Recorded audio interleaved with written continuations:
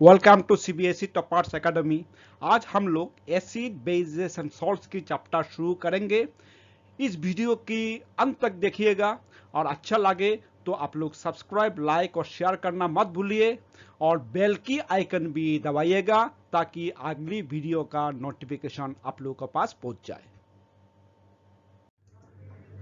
First of all we should know what is acids. Acids क्या है? एक chemical substances है जिसका मैं फिजिकल प्रॉपर्टीज बता रहा हूं, which have a sour taste. और क्या पता है हमें? It turns blue litmus paper red. ये आपको बहुत पहले से ही पता है। जो पता नहीं है, नया चीज है, ये हम बता रहे हैं। एसिड जो है अगर पानी में डालोगे, that is when acid is diluted, क्या होता है? It dissociates into ions. कौन सी आयंस है? देखो, हाइड्रोजन पॉजिटिव आयन, इसका अंदर में ब्रैकेट में एक्वास मतलब पानी का साथ। लेकिन क्या है, ये जो हाइड्रोजन आयन से वो अकेला नहीं रह सकते। वो क्या करता है? वाटर के साथ फिर से रिएक्शन करके क्या बनता है? Hydronium ions. इसके बारे में हम बाद में डिटेल्स में डिस्कस करेंगे। आप खाली फिलहाल जान लो, कोई भी एसिड, यहाँ पे मैंने एसीएल लिखा, कोई भी एसिड, और एक चीज याद रखो, एसिड में हाइड्रोजन ऑलवेज रहेंगे। ठीक है, एसिड मतलब इसमें एक हाइड्रोजन रहेगा ही रहेगा। तो हाइड्रोजन जो एसीएल जो है और any acid dissociates in presence of water into hydrogen positive ions. ठीक, जैसे एसीएल जो वाटर डालेंगे, जो एक्वास होगा, तो क्या होगा? एच पॉजिटिव और क्लोरीन निगेटिव, ये डिसोसिएट हो जाएंगे। और ये आयंस ही है responsible for carrying currents in acidified water. ठीक है, ये नया चीज है, ये याद रखो। इसमें क्वेश्चन आ सकता है इस तरह से कि इसका साथ अगर एच के साथ अगर वाटर हम ऐड कर लेंगे तो व्हाट विल हैपन। ठीक है, H2। देखो, इसमें हम लिख भी दिया, नीचे देखो, H positive plus H2O is equal to H3O positive, that is it is called hydronium ions. ठीक है, नेक्स्ट देखो, इंडिकेटर्स क्या है? इंडिकेटर्स मतलब which indicates whether a solution is a acid or base। जैसे हम है, indicator is a dye that changes color when it is put into acid or base। the most common indicators क्या क्या है? देखो, लिटमस, ये आपको पता है कहां से होता है? लाइकेन से होता है, हम डिस्कस करेंगे बाद में। और क्या चीज है? मिथाइल ऑरेंज और फिनोप्थिलीन, जो दो है वो है सिंथेटिक, और ये जो है ये है नेचुरल डाई। ठीक है, हम इसको इसके बारे में और भी थोड़ा सा जानकारी लेंगे। अब थोड़ी सी मैं इसको इरेज करने दो so that you can read it easily. अब देखो, ठीक है, अब हम जाते हैं इसका डिटेल्स में कि नेचुरल इंडिकेटर कौन है और सिंथेटिक इंडिकेटर कौन है। अब हम स्टार्ट करेंगे व्हाट आर नेचुरल इंडिकेटर्स। पहले भी बताया था, जो लिटमस है वो है हमारा एक नेचुरल डाई और नेचुरल इंडिकेटर्स। ये कहां से हम मिलते हैं? वो मिलता है एक्सट्रैक्टेड फ्रॉम लाइकेंस। लाइकेंस क्या है? A plant. और इसका कहां पे बिलोंग करता है? Belong to thallophyta plant. ये फैमिली है किसका? थैलोफाइटा का। तो इसमें क्या क्वेश्चन आ सकता है? ये पूछ सकता है कि lichens, what is lichens? A plant, a chemical, whatever it may be. Option दे दिया, तो आपको आइडेंटिफाई करना है लाइकेंस इज ए प्लांट। अब ये भी पूछ सकता है कि ये प्लांट जो है कौन सी फैमिली में बिलोंग करता है। बहुत सारे ऑप्शन देकर रखा, तो आपको आइडेंटिफाई करना है इट बिलोंग्स टू थैलोफाइटा। इस तरह से आप एक एक लाइन पढ़ोगे और मन मन में क्वेश्चन सोचोगे कि क्या क्वेश्चन सीबीएसई वाले ने कर सकता है। तो इस लाइन में हमने दो क्वेश्चन आइडेंटिफाई कर लिया एमसीक्यू के लिए। तो एमसीक्यू का पीछे मत भागो, एक एक लाइन पढ़ो और एक एक क्वेश्चन खुद ही इसमें रेस करो, तब जाके 100 में 100 मिलेंगे, आपका 100% मिल जाएंगे आपका एमसीक्यू में। चलो, अब एक चीज और जो बहुत वेरी इंपॉर्टेंट है, ये है ये जो लिटमस है वो डिस्टिल वाटर में कौन सी कलर बन जाता है? देखो, very important, it has a mob और पर्पल कलर। किसमें? इन डिस्टिल वाटर। ये भी क्वेश्चन आ सकता है कि what will be the colour of litmus when put in distilled water. तो आपका आंसर क्या करना है? It will B mob colour और पर्पल कलर। आप क्वेश्चन से एसिड में और बेसिक में अगर डालेंगे तो इसका कलर क्या होगा? Very important question. When added to an acidic solution, it turns red. Red means खतरा का निशानी है, भैया ये एसिड है, हाथ जल्दी मत लगाओ. और when added to basic solution, it turns blue. Okay, इसमें हाथ लगा सकते हो. तो इस तरह से आप जब पढ़ोगे, इस तरह से आपको याद करने की, लॉजिक लगा के याद करने की कोशिश करो. इसमें रेड लगा दिया, मतलब in acidic solution it turns red. चलो अभी देखते हैं. ये तो समझ गए एसिडिक और बेसिक सॉल्यूशन के बारे में. और न्यूट्रल सॉल्यूशन कैसे पता चलेंगे? न्यूट्रल सॉल्यूशन है कि कोई कलर चेंज नहीं होगा. Not change the color of either red or blue litmus are known as neutral solutions. ये substances क्या है? Neither acidic nor basic. Example क्या है? Sugar और common salt. Sugar and common salt. Other neutral और other natural material जिसको हम क्या कर सकते हैं, इंडिकेटर्स के रूप में यूज करते हैं, वो है आपका वेनिला एक्सट्रैक्ट. ये है आपका vanilla extract, cabbage leaves, turmeric, coloured petals of some flowers, सारे फ्लावर्स नहीं, such as hydrangea, petunia, geranium, which indicates the presence of acid or base solution. तो ये सब जो है बता रहा हूं, वो सब है आपका नेचुरल इंडिकेटर्स, जो कुदरत ने जो इंडिकेटर देके रखा उसको यूज करके हम बता सकते हैं whether a solution is acidic or basic in nature. लेकिन हम लोगों ने क्या किया, कुछ सिंथेटिक, मतलब हम लोगों ने भी कुछ इंडिकेटर्स बनाया आपका एक्सपेरिमेंट के लिए. हम इसके बारे में आप चर्चा करेंगे. So we made some indicators for our experiments. Synthetic, इसको बोल सिंथेटिक इंडिकेटर्स. क्या क्या बनाया? एक है मिथाइल ऑरेंज बनाया. तो अब देखते हैं मिथाइल ऑरेंज एसिड को क्या करते हैं. देखो, asset turns methyl orange into red, खतरा का निशानी में लगा देगा. व्हेन एसिड में अगर डालोगे मिथाइल ऑरेंज और एसिड डालोगे मिथाइल ऑरेंज में, तो क्या टर्न्स हो जाएंगे colour? Methyl orange into red, खतरा दिखा देंगे. लेकिन बेस में क्या टर्न होगा? Blue? No, it will be yellow colour. Bases turns methyl orange into yellow. ये आपका एमसीक्यू पॉइंट ऑफ व्यू के लिए वेरी इंपॉर्टेंट है. Acid turns methyl orange into red and bases turns methyl orange into yellow. ठीक. अब एक और बनाया था, उसको बोलते हैं फिनोप्थेलिन. ये क्या है? ये थोड़ा सा पिकुलियर प्रॉपर्टीज है. ये कलरलेस रहता है in acidic solution. That is क्या लिखा? Colourless in acidic solution. लेकिन बेसिक सॉल्यूशन में इसे कलर बन जाता है प्यारा सा कलर, वो है पिंक. पिंक कलर इन बेसिक सॉल्यूशन. तो ये जो है आपको याद रखना पड़ेगा. इसमें कुछ है नहीं, कोई लॉजिक ही नहीं है, आपको याद रखना पड़ेगा किसी तरह से भी. चलो आगे बढ़ते हैं. ओके स्टूडेंट्स, एक छोटा सा एक्सपेरिमेंट करते हैं.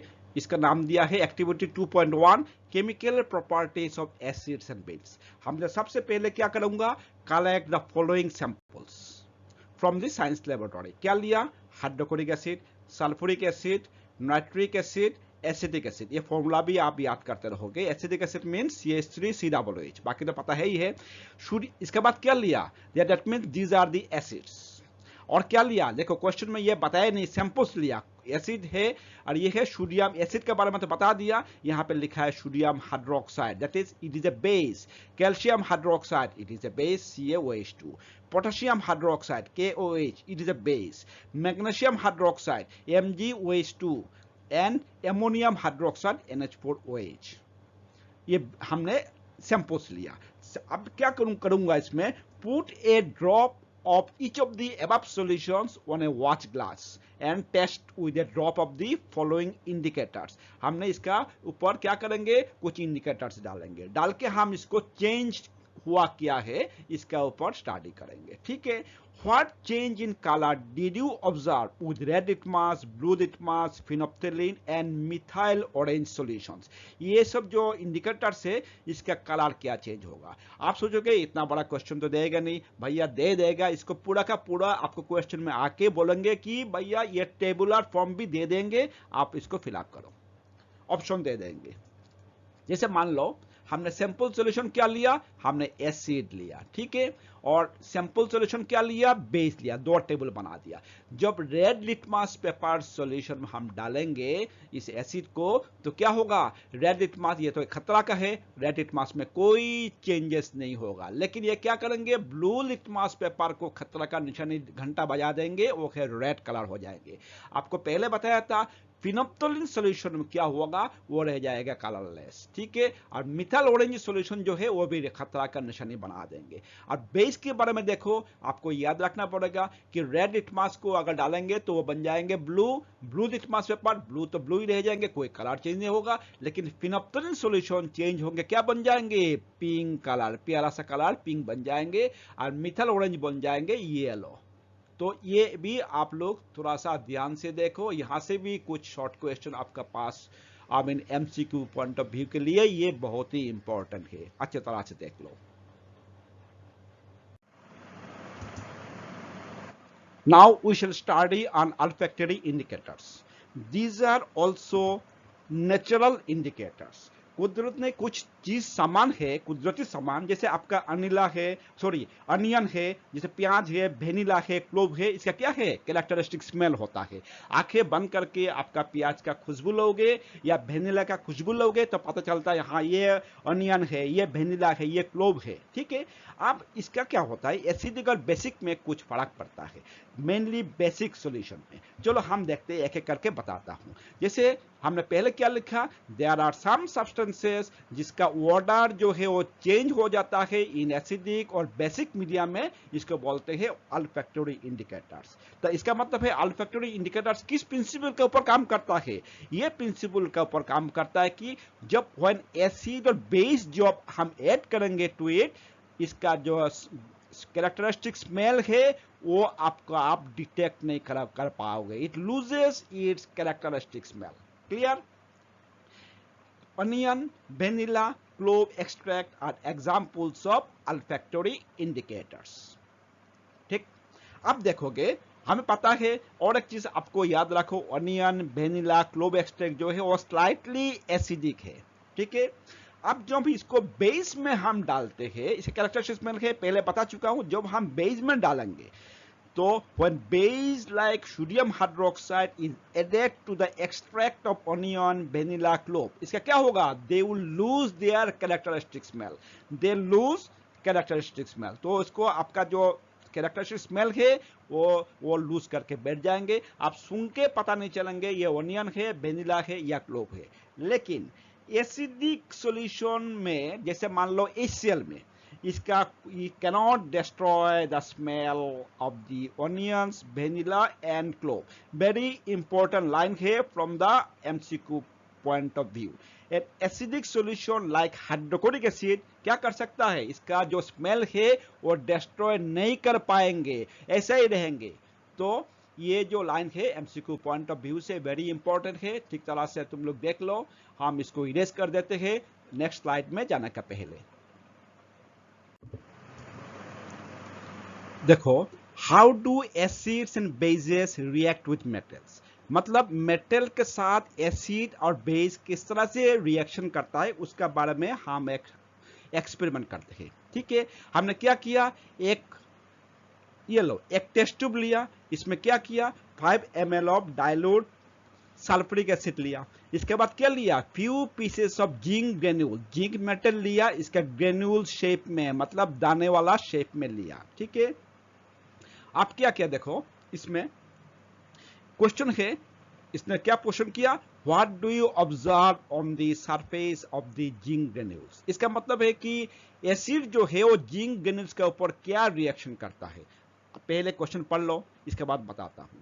इसके बाद क्या पूछ किया कि ये जो गैस जो निकल रहा है, हमने यहां से सोप सॉल्यूशन के साथ इसको नीचे डाल दिया तो बबल्स फॉर्म होते रहेंगे, कौन सी गैस की अब नहीं बताऊंगा, ठीक है। Pass the gas being evolve through the soap solution, ये जो गैस निकल के आ रहा है यहां से लाइन में, यहां से जो लाइन है यहां से करके यहां से बबल शेप में ये बाहर निकल रहा है, ठीक है, हमने सोप सॉल्यूशन में डाल दिया। इसके बाद क्या बोल रहा है, टी के बर्निंग, व्हाई, क्वेश्चन इसमें एक है, why are bubbles formed in the soap solution. Bubbles क्यों फॉर्म हो रहा है, एक क्वेश्चन और भी डाल दिया। इसके बाद क्या कर रहा है, एक बर्निंग कैंडल लेके आया, take a burning candle near the gas filled bubble. आपने क्या ऑब्जर्व किया, व्हाट डू यू ऑब्जर्व, ये एक्सपेरिमेंट देके आपको इस तरह से क्वेश्चन कर देंगे 1 2 3, इसका सब में ऑप्शन डालते रहेंगे। तो यहाँ पे आपको ये एक्सपेरिमेंट देख के बोलोगे कि ये एमसीक्यू में आएंगे, नहीं भैया आएंगे, ये एक्सपेरिमेंट वो खुद ही लिख देंगे, इसके बाद आपको ये सब पूछते रहेंगे क्वेश्चंस और इसका ऑप्शन देते रहेंगे, ठीक है।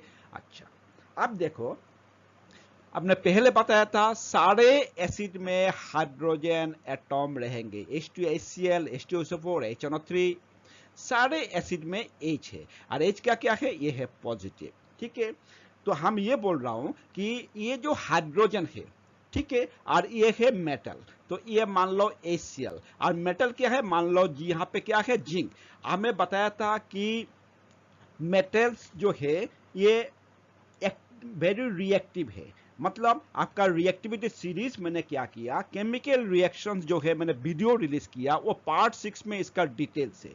सबसे ज्यादा है कौन सी मेटल रिएक्टिव, वो है पोटेशियम, इसके बाद sodium, calcium, magnesium, aluminium, zinc, और सबसे और भी नीचे आयरन, टिन, लेड के बाद आता है हाइड्रोजन। तो ये वेरी रिएक्टिव है, वो क्या करेंगे, जिंक, ये जो जिंक है वो क्या करेंगे, ये हाइड्रोजन को रिप्लेस कर देंगे। बोले भाई भागो यहां से, तो भाग, वो अगर हाइड्रोजन भाग जाएंगे तो क्या बनेंगे, हाइड्रोजन गैस, H2 गैस, ठीक है। ये गैस यहां से आपका निकाल के आते रहेंगे। तो हम, ठीक है, हम अगर थोड़ा सा और भी डिटेल्स इसको पढ़ लेता हूं। सबसे पहले हम ये नोट कर रहा हूं, जो मेटल जो है वो क्या करता है, डिस्प्लेसेस हाइड्रोजन, जो हमने अभी बताए थे वही हम लिख रहा हूं कि मेटल जो है वो क्या करेंगे, displaces hydrogen from the acids, और वो एसिड जो हाइड्रोजन निकल गया बाहर, वो क्या होगा, सीन एज हाइड्रोजन गैस। और जो metal combines with the remaining part of the acid, और क्या फॉर्म करेंगे, फॉर्म से सॉल्ट, यही है, form a compound called salt. That the reaction of metal with an acid can be summarised as follows. किस तरह से समराइज कर सकता हूं, acid plus metal is equal to salt निकलेंगे प्लस हाइड्रोजन गैस निकलेंगे। ये जो है ये दिमाग में लाख लो, जब भी कोई एसिड मेटल के साथ रिएक्ट करेंगे और एसिड जो है वो हाइड्रोजन है, उसका ऊपर जितनी रिएक्टिविटी मेटल से सारे हाइड्रोजन को रिप्लेस कर देंगे। लेकिन कॉपर, मरकरी, सिल्वर, गोल्ड, ये जो है ये हाइड्रोजन से भी कम रिएक्टिव है, तो वो हाइड्रोजन को रिप्लेस कर नहीं पाएंगे। तो मैं आप लोगों को एडवाइस करता हूं, जो रिएक्टिविटी ऑफ मेटल्स को कोई आप भूल गए होंगे तो केमिकल रिएक्शंस पार्ट 6 जो मैंने वीडियो रिलीज किया उसको आप देखो, तो आपको ये रिएक्शंस की मेन क्लू आपको पता चल जाएंगे, ठीक है। अब मैं एक एक करके इसका क्वेश्चन की आंसर जो है, what do you observe on the surface of the zinc granules, why are bubbles formed in the soap solution, what do you observe, ये सब क्वेश्चन जो है उसका एक एक करके सॉल्व करता हूं। इसका पहले मैं इसको रैप कर देता हूं so that you can easily read it. तो स्टूडेंट्स, हमें क्या पता चला, जब एसिड रिएक्ट करता है मेटल के साथ, क्या फॉर्म हो जाता है, hydrogen gas. Acids plus metals means hydrogen gas, और क्या है, एक सॉल्ट बनता है।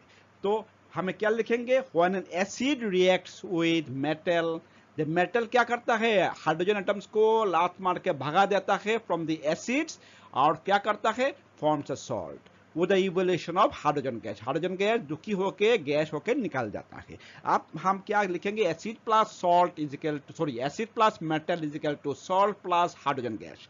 अब हम एक एक करके क्वेश्चन सॉल्व करता हूं जो एक्सपेरिमेंट के साथ दिया हुआ है। सबसे पहले क्या क्वेश्चन था, what do you observe on the surface of zinc granules. आपका पता चल गया कि bubbles of hydrogen gas will be evolved, ठीक है। हम दूसरी क्वेश्चन की आंसर करने का पहले हम एक एग्जांपल और ले लेते हैं। पहले हमने हाइड्रोक्लोरिक एसिड लिया, इस बार हम लेंगे सल्फ्यूरिक एसिड। इसके साथ क्या होगा, एक ही तरह से रिएक्शन होगा। देखो, ये है सल्फ्यूरिक एसिड, मैंने क्या बताया था, हाइड्रोजन एटॉम जो है it is common to all acids, और मेटल जो है वो रिएक्ट कर लेता है हाइड्रोजन के साथ, उसको भगा देता है, ठीक है, क्योंकि metals are most of the metals are more reactive than hydrogen atoms. आप लोगों को रिएक्टिविटी सीरीज ऑफ मेटल्स अगर भूल गए होंगे तो आपको मैं बोलूंगा कि केमिकल रिएक्शंस पार्ट 6 ये वीडियो आप देख लीजिए। शुरुआत में मैंने reactivity of metals in decreasing order पूरा लिस्ट बना के दे दिया, वो आपको याद करो। जिंक की हाइड्रोजन के नीचे कौन कौन मेटल है जो रिएक्टिविटी कम है? Copper, mercury, silver, gold. ये क्या करता है? हाइड्रोजन के एटम के साथ कोई दुश्मनी नहीं करते हैं। लेकिन बाकी एसिड जो है वो मेटल, जैसे बाकी एसिड में क्या होता है, जिंक जो है या सोडियम, कैल्शियम सब दुश्मनी करते हैं, हाइड्रोजन को बाहर निकाल देते हैं, ठीक है। तो इसीलिए एसिड प्लस मेटल मिलके salt plus hydrogen gas. Okay, हम लोग आगे बढ़ते हैं। तो यहां पे भी क्या हो गया, हाइड्रोजन गैस इज इवॉल्व। अब हम क्या करेंगे, एक चीज लिखेंगे, what is common to all acids, नहीं तो भूल जाओगे आप लोग। Hydrogen is common to all acids, ये भी एमसीक्यू के लिए इंपॉर्टेंट क्वेश्चन है, ठीक है। आप लोग देखते रहो। अब मैं इसको इरेज कर लेता हूं। हाँ, अब हम जाएंगे नेक्स्ट क्वेश्चन में। अब हम एक क्वेश्चन सॉल्व करेंगे जो क्वेश्चन पहले देकर रखा, why are bubbles formed in the soap solution. Idea लगाओ क्यों बबल फॉर्म होता है। सबसे पहले कोई गैस कौन से निकल रहा है, वो है हाइड्रोजन गैस। और हाइड्रोजन गैस क्या है, इनसोल्युबल इन वाटर, और क्या है, लाइटर देन एयर। तो क्या होगा, thus the soap solution easily forms the bubbles containing hydrogen gas. Hydrogen gas is insoluble in water and lighter than air, इसलिए easily bubble form होकर ऊपर आते रहेंगे। नेक्स्ट क्वेश्चन क्या है, take a burning candle near a gas filled bubble, what do you observe. ये आपका gas निकल रहा है, ये कौन सी गैस है, हाइड्रोजन गैस। ये बबल्स फॉर्म होके ऊपर आएंगे। जब कोई बर्निंग कैंडल इसका सामने लेके आ जाएंगे तो एक टेस्ट की बहुत ही पॉपुलर टेस्ट है, वो क्या है, hydrogen gas Burns with pop sound. एक साउंड पॉप करके एक साउंड होते रहेंगे और बबल्स सब जलते रहेंगे। एक चीज आपको याद रखो, इसके पहले क्लास में बताया था केमिकल रिएक्शंस में कि जो हाइड्रोजन गैस जो है वो बर्न्स इटसेल्फ, और ऑक्सीजन क्या करता है, हेल्प्स टू बर्न। तो हाइड्रोजन गैस यहाँ पे खुद ही बर्न होते रहेंगे विथ पॉप साउंड, और ऑक्सीजन होता तो क्या होता, इसका फ्लेम और ब्राइटर हो जाते हैं, ठीक है। तो हम क्या लिखेंगे, the gas burns with a pop sound. ये एमसीक्यू पूछ सकता है कि how do you test whether the gas is a hydrogen gas or not. Option दे दिया, brighter, flame will be brighter, it will extinguish और burns with a pop sound। तो आपको पता है कि हाइड्रोजन गैस की टेस्ट जो है वो है it burns with a pop sound. Clear. अब थोड़ा सा आगे हम जाते हैं।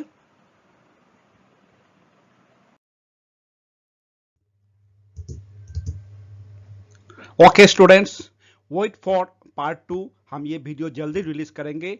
अगर पार्ट 1 के ऊपर कोई भी क्वेश्चन हो, right on comment box, I shall respond immediately. Thanks for watching. Don't forget to subscribe and press bell icon. Thanks.